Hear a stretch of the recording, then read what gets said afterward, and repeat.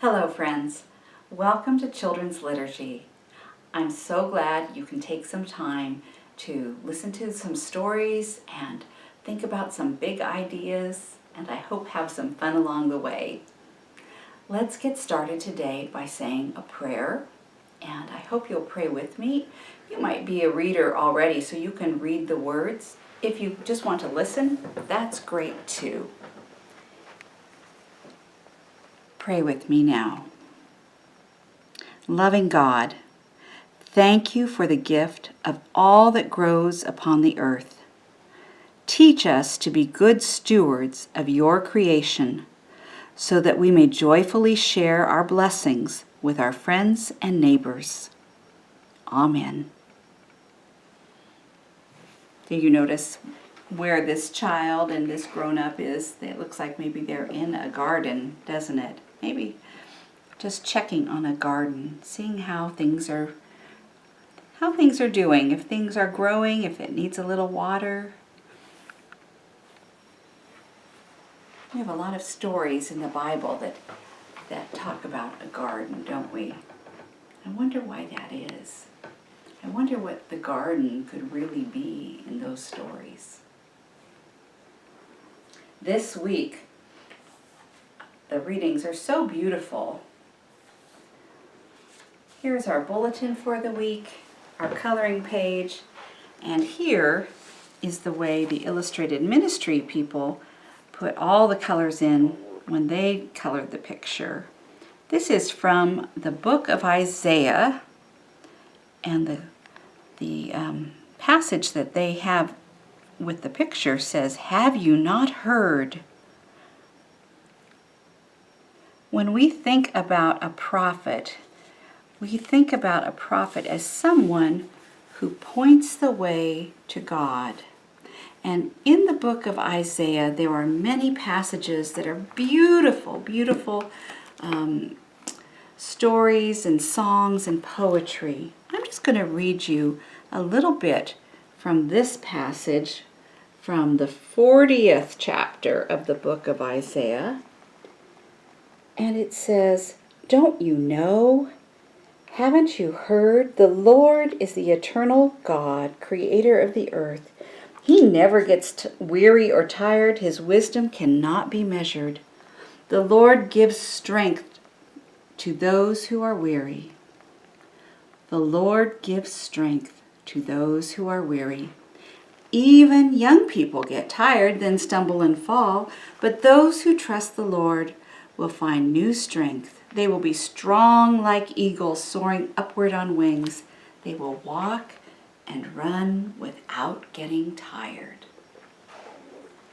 That's from Isaiah, the 40th chapter of Isaiah. If you were going to try and find the book of Isaiah in the Bible, you can almost open it up right into the middle part, and you might find the book of Isaiah. It's kind of right in the middle of all of the different books of the Bible. I wonder what it's like to run and not get tired, to be able to keep going and going. Sometimes it's hard not to get tired, isn't it? People might feel really tired when times are tough. I think some people are tired because we've been in this pandemic for a long time and times are tough. One of the things that we love to do at St. Michael's is we love to raise money on Super Bowl Sunday, but we have a different way of saying super, don't we?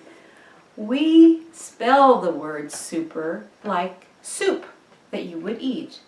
Super Bowl of Caring, the Super Bowl of Caring.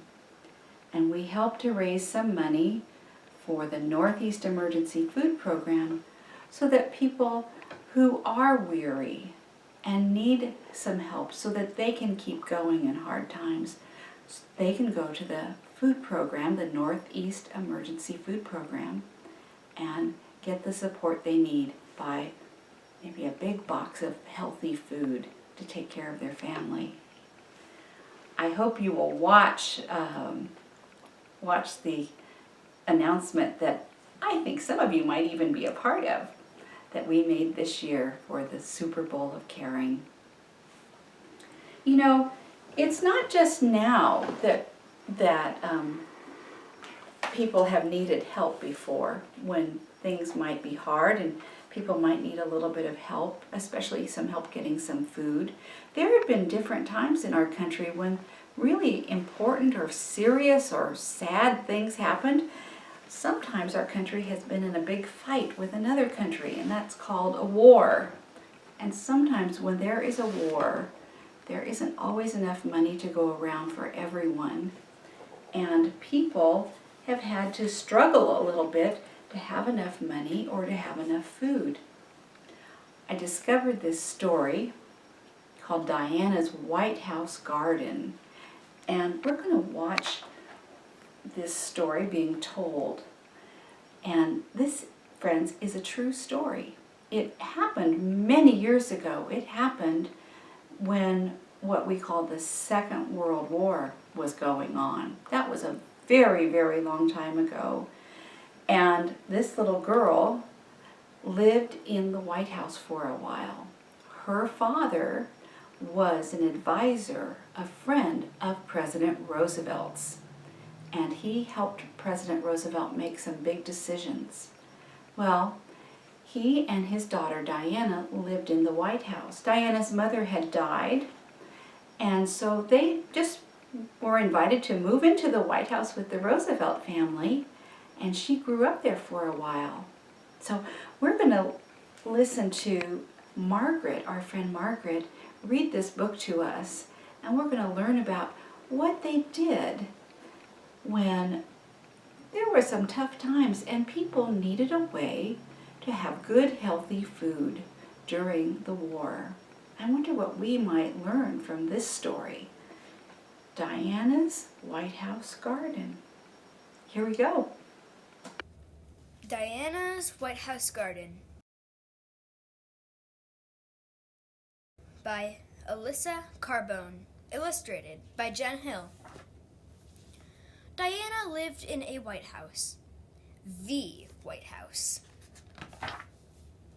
She lived there with her father, Harry Hopkins, who was the president's chief advisor, and the housekeepers and butlers, and George, the groundskeeper, and of course, President Roosevelt and his wife Eleanor.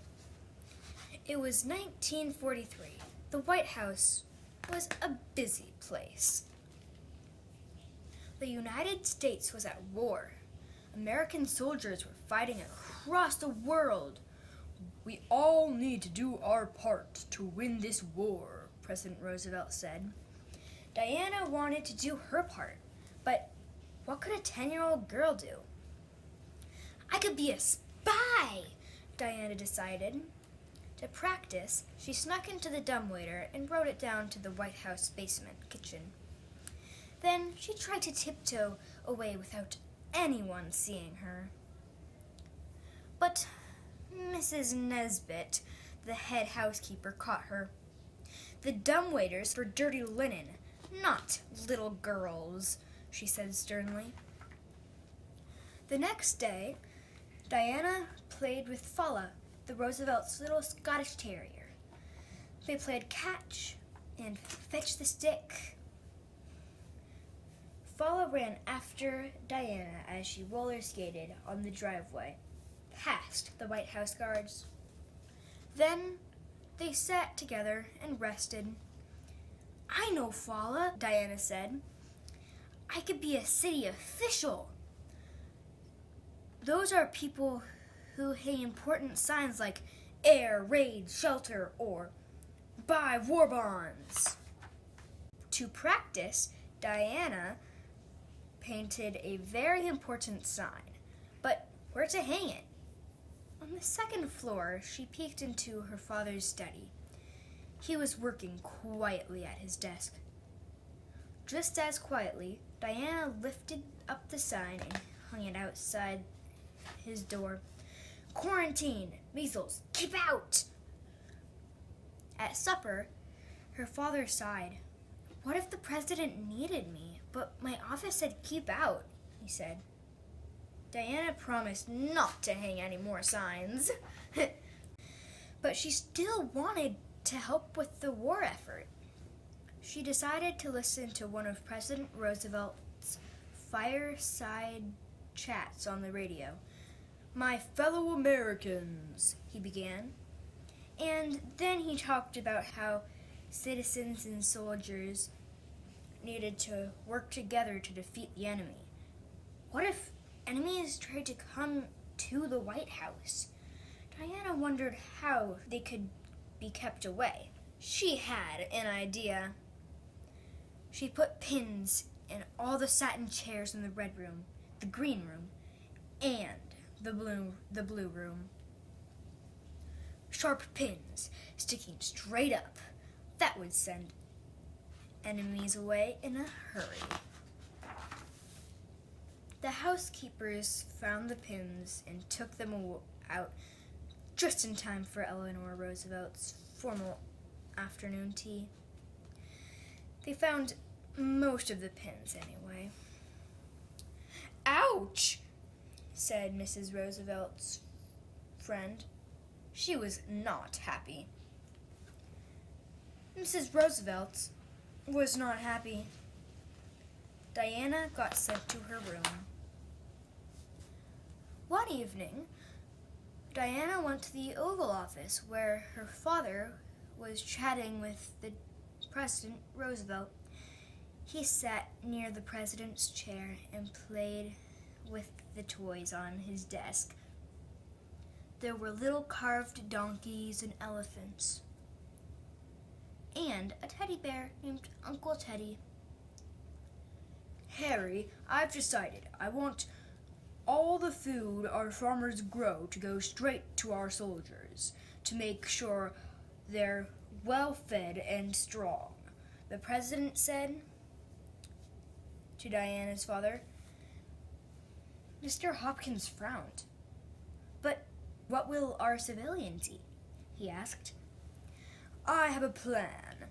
I want people to grow their own food." Mr. Hopkins raised his eyebrows. The president continued, "I want every backyard and vacant lot turned into a garden. That way, our soldiers and our citizens will be well fed and strong. We'll call them Victory Gardens, because they will help us win the war." Diana's father nodded. "An excellent idea, Mr. President." Diana adjusted the little red tie on Uncle Teddy's neck. "To get the ball rolling, Mrs. Roosevelt and I want to start a Victory Garden right here on the White House lawn." Diana's eyes grew wide. A Victory Garden in her own backyard? "We'll need someone to plant the garden and tend it," said the president. Diana sucked in her breath. "I could help," she blurted out. President Roosevelt looked at her. "An excellent idea." Diana's father bought her a pair of overalls so she could get to work right away. Mrs. Roosevelt chose a spot on the south lawn, right next to the driveway, where there was lots of sunshine. Diana worked with George, the groundskeeper. They turned over the soil, they fertilized with chicken manure.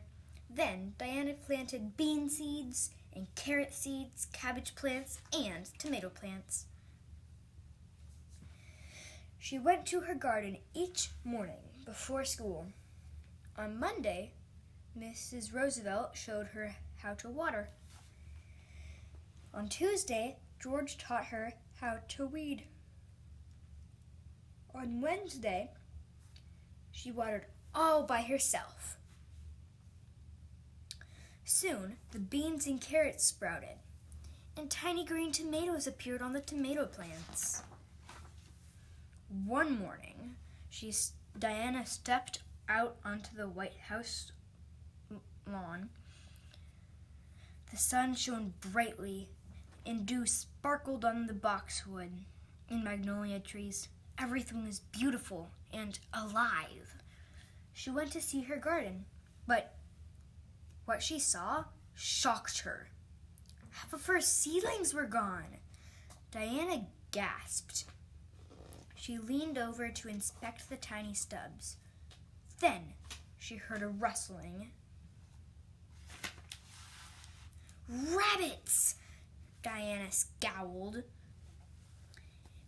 If she couldn't get this victory garden to grow, she might never find a way to help with the war effort. She wagged one finger at Fala. Your job is to keep those rabbits out of my victory garden. Then she stomped inside to breakfast. Eleanor Roosevelt helped Diana replant. Sometimes you just need to start over, she said happily. Soon, the new seedlings came up healthy and strong. Diana kept them watered and weeded. The tomatoes were getting bigger, but none of them were ripe yet. Diana wondered when there would be something to harvest. Fala, gardens sure do take a lot of waiting, she said. Fala kept a watchful eye on the garden. He chased those rabbits all the way to Pennsylvania Avenue. One day, Mrs. Roosevelt told Diana to dress in her overalls, brush her hair, and to meet her in the garden. Diana did as she was told, but when she got to her garden, there were two strangers with Mrs. Roosevelt, a man and a woman. Ah, the little girl who's inspiring the whole country, the woman said, and she reached out to shake Diana's hand. Then she lifted her camera and began to take pictures. How does it feel to be helping with the war effort? The man asked. He held a pad of paper and a pencil ready to write down her answers. Diana straightened up tall. It feels very good, she said. She only wished that there was something to eat in the garden for the woman to take pictures of. A few days later, her father brought her a newspaper. You're getting famous, he said. Here, there was a picture of her, dressed in her overalls, hoeing her garden. Diana farms her White House garden, the headline read. The article went on to say how all across America, people were plowing up city parks and vacant lots, backyards and even front yards, and planting fruits and vegetables. President Roosevelt's plan was working, and she was an important part about it. One morning, as Diana walked towards the garden, something caught her eye. Something red. What could it be? She went closer. The tomatoes were finally ripe. But that wasn't all. Beans hung like slender fingers, and carrots pushed their orange shoulders out of the ground. Then she ran inside to find Mrs. Roosevelt. Are they ready to eat? She said. Mrs. Roosevelt came to see. She smiled. Yes, Diana. Take a basket and harvest your supper. Cut the biggest cabbage, too. We'll have a feast. That evening, the White House cook made a wonderful supper. Beef stew with carrots and green beans, cabbage salad, and sliced tomatoes. Everyone cleaned their plates. Diana, you've done a fine job, said the President Roosevelt. And not just in your own backyard, but for the whole country. After supper, Diana went outside to her garden. Fireflies flickered on and off. She patted Fala on the head. You know what? She asked Fala. We both did a fine job. And that is the end of the book. That was Diana's White House garden. Did you enjoy that story? I know I did. I was so glad to learn about that. I had never heard that story before about a little girl living in the White House with the Roosevelts. What an exciting time that must have been. I have some pictures to show you. Here is President Roosevelt and Mrs. Roosevelt. Her name is Eleanor. And did you notice in the book how so often little Fala, their little Scottish dog terrier, was with Diana? He was an important part of their family life. Diana met many famous people. This is Winston Churchill. He is the Prime Minister of England, and he came to America to meet with President Roosevelt. And there is Diana, and she's holding Fala.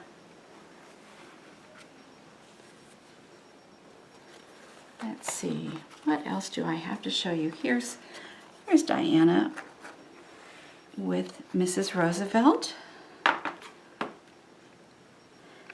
And, oops, here is Diana, and in the background you can actually see the White House.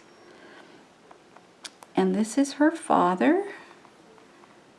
And the lady next to her father is a lady who married Diana's father and became her stepmother. And after a while they moved into their own home. But for many years they lived there with the Roosevelts. And you can see she's got on her overalls just like in the story, and she has her gardening tools, and she's working in the garden. I was going to show you something, friends. There were all kinds of artists and people who talked about victory gardens, about people growing their own food. And they made posters and billboards. I think they even made what are called newsreels, which are little short news programs that they would show before the movie. If you went to the movies, there would be a newsreel to tell you all about things going on in the world. And they talked about having a garden. And here's Uncle Sam, who is sort of a symbol of the United States. And they really worked hard to encourage people to grow their own garden. This is a young woman who was an actress, and you can see she even has the sign that says Victory Garden, and she's watering her garden.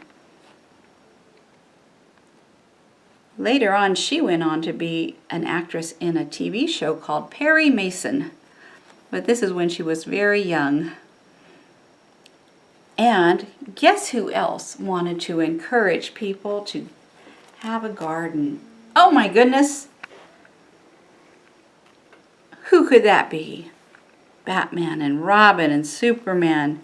So you can see so many different ways that people were reaching out and trying to encourage each other to go ahead and have a garden in your home and in your yard, front yard or backyard, it didn't really matter. But go ahead and grow some wonderful, good food to feed your family. I was surprised when I found that picture of the superheroes. I was thinking about the garden that they planted at the White House and all of the really delicious vegetables they planted. Tomato. I don't know if they planted an onion, but if I was planting a garden, I would plant sweet onions, broccoli, and carrots. I think she said cabbage. Didn't Mrs. Roosevelt said cut a big cabbage? And green beans. I wonder which one of these vegetables is your favorite. Have you ever grown a vegetable or a flower or a pumpkin? Some people love to grow pumpkins in the fall. I saw a packet when I was at the store buying these, and I saw a packet and it had a picture of an enormous pumpkin, and it was a special seed so that maybe you could grow the biggest pumpkin for the state fair. I'm not sure, but it looked like you would grow a really big pumpkin.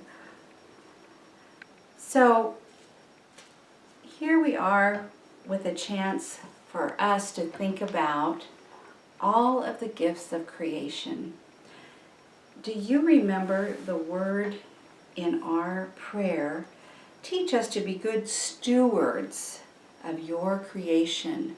And to be a good steward is to be someone who takes care of something maybe for someone else. And if we're stewards of God's creation, then we want to take care of the whole earth and of each other. And so one of the ways we do that sometimes is we come together, and in hard times, many years ago, people would have a victory garden so that the country could use the money that they had to help fight the war and hopefully bring everyone home safely. Today, we are using the money that we donate to the Super Bowl of Caring. We're working together to help our neighbors. This garden theme reminds me of one of my most favorite songs. I wonder if you've heard it before. We used this song a few years ago when we did a play at St. Michael's. And it's a beautiful song. It's about a garden, and it's about the rows of all of the beautiful things that you plant in the garden. And guess who introduces the singer? You might recognize him. It's Kermit the Frog. Here we go. Ladies and gentlemen, with us tonight is Mr. John Denver.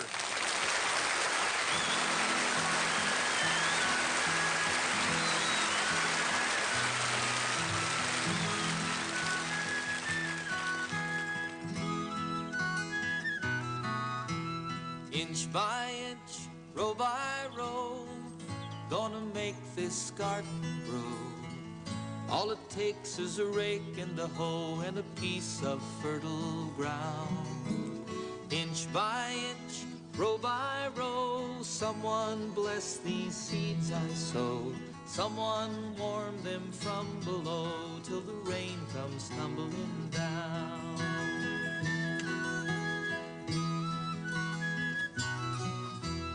Pulling weeds and picking stones, man is made of dreams and bones. Feel the need to grow my own, 'cause the time is close at hand.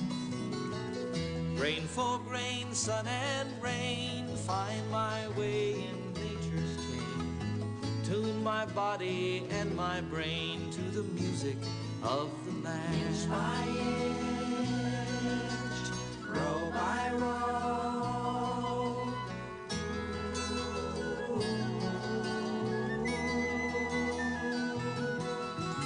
plant your rows straight and long, temper them with prayer and song.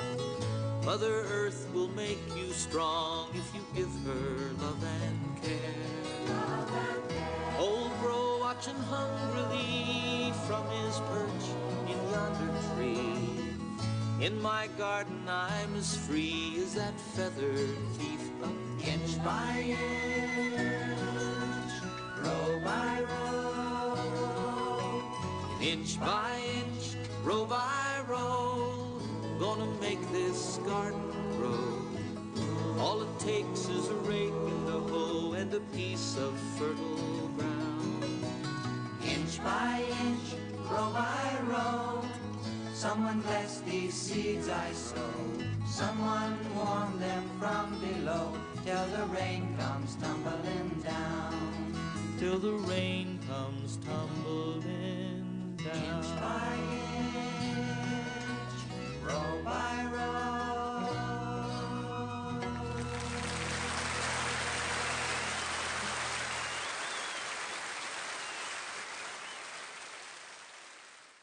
That was the Garden Song, sung by John Denver. That was a long time ago, but I think it's such a pretty song. I like the singing vegetables too. How about you? That's kind of fun. That's what you get when you include the Muppets. Everybody sings. But that's a good thing, I think. Inch by inch, row by row. I heard someone say once that part of what we do when we follow Jesus is that inch by inch we share God's love with the world. That sometimes when the world seems so big and there's so much we'd like to do in the world, it might seem like, oh, it's too big. I shouldn't even try. But you know, friends, we don't any of us have to do everything. We can each do a little something, even if it's 1 inch worth, 1 inch of making the world a better place. Sometimes we make the world a better place by being a good steward and caring for God's creation. That might mean that you have a garden at your house, or it might mean that you just make sure that you really appreciate the beauty of nature around you, and you help to take care of your park or your yard or your schoolyard, and that you say, thank you, God. Thank you for this beautiful world you made. Thank you for all of the blessings. All of the blessings. Teach us to be good stewards of your creation so that we may joyfully share our blessings with our friends and neighbors. Amen. Friends, I hope you have a wonderful week, and I hope you will share your love and your light. You know, even if you never get to live someplace really fancy like the White House, you can still make the world a better place. And you know how you do that. You share your light and you share your love in the world. I'm so glad that I know you and that we can share these times of stories and prayer. Be well, my friends. I'll see you very soon. Bye-bye.